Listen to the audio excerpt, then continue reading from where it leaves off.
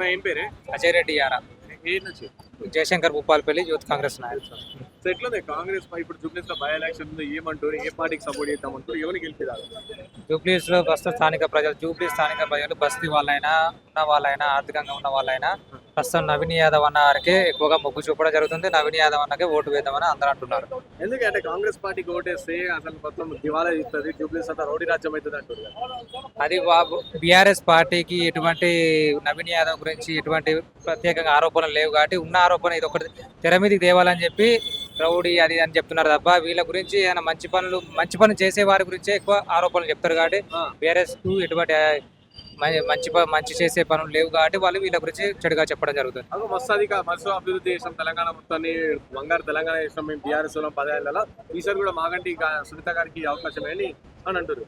ఇప్పుడు మాగంటి గోపీనాథ్ 3 సార్లు అధికారం ఇచ్చినప్పుడు ఏం చేసిండు? జూబ్లీ హిల్స్ ఎక్కడెక్కడ బస్సులు అట్నే ఉన్నాయి, కబ్జాలు చేసిళ్ళు. షేక్పేటలో అయినా జూబ్లీ హిల్స్ లో అయినా చాలా కబ్జాలు చేసిళ్ళు, ఏం చేయలేదు. ఈసారి ఖచ్చితంగా నవీన్ యాదవ్ కు సపోర్ట్ చేయాలి జూబ్లీ హిల్స్ ప్రజలు. మరి అందరూ సపోర్ట్ చేస్తేనే నవీన్ అన్న గెలవడం జరుగుతుంది. కానీ రేవంత్ రెడ్డి ఇచ్చిన 6 గ్యారెంటీలు అమలు చేయలేదని బాకీ కార్డులు కూడా వస్తుంది.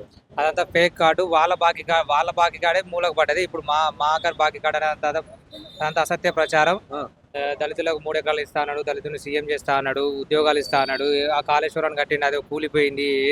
వాళ్ళదే పెద్ద బాకీ కార్డు ఉంది తప్ప కాంగ్రెస్ ఎటువంటి బాకీ కార్డు వచ్చిన 2 సంవత్సరాలలోనే 5-6 గ్యారెంటీలు చేసినాం. సన్న బియ్యం అయినా, ఇందిరా మిల్ అయినా. ఇప్పుడు విలేజ్లలో ఉన్న పేదవాళ్ళు ప్రతి వారికి ఇందిరా మిల్ ఇచ్చి మా వీళ్ళు 18 మా మండలంలో కనీసం ప్రతి ఊరికి 18 ఇల్లులు ఇచ్చినాం. బ్రహ్మాండంగా ఉంది, బ్రహ్మాండమైన పాలన. అంటే కాంగ్రెస్ పార్టీ నాయకులకి గరీబులకే ఇచ్చినాం, గుడిసెలలో ఉండేటోళ్ళకే, దళితులకు, ఆదివాసీలకు, ఎస్సీ ఎస్టీ మైనార్టీ బీసీలకు, వెనుకబడిన అనగారిన వర్గాలకే ఇచ్చినాం.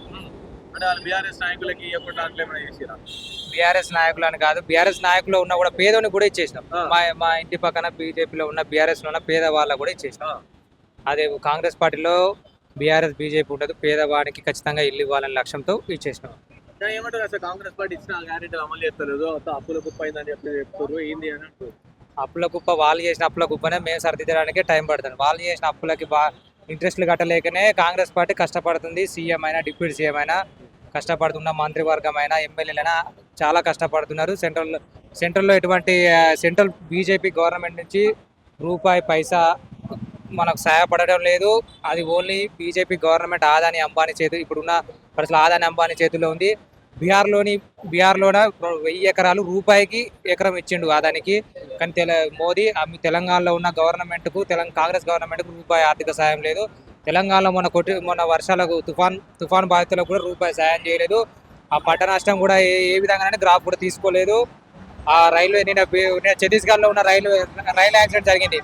ఆ రైల్వే మంత్రి రీల్ మినిస్టర్ తప్ప రైల్వే మినిస్టర్ కాదు.